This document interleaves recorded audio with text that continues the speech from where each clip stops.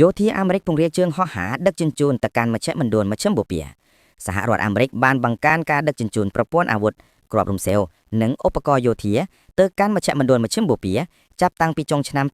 2025ដោយយន្តហោះដឹកជញ្ជូនរបស់កងទ័ពអាកាសសហរដ្ឋអាមេរិកបានធ្វើការហោះហើរកាន់តែខ្លាំងឡើងពីសហរដ្ឋអាមេរិកដីគោកទៅកាន់មជ្ឈមណ្ឌលផ្ទុះភារកម្មអឺរ៉ុបនិងឆ្ពោះទៅកាន់មូលដ្ឋាននៅក្នុងប្រទេសយូដានីអ៊ីស្រាអែលកាតានិងអារ៉ាប៊ីសាអូឌីតនេះបើយោងតាមការតាមដានជើងហោះហើរប្រភពបើកចំហ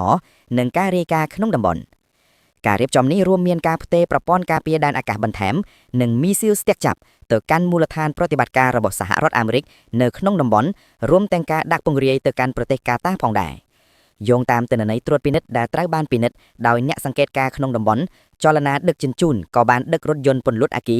រថយន្តដឹកជំនួយរថយន្តដឹកប្រេងរថយន្តដឹកទំនិញនិងកុងតេន័រដែលផ្ទុកអាវុធអាកាសចរដឹកនាំទៅកាន់មូលដ្ឋានរបស់យូដានី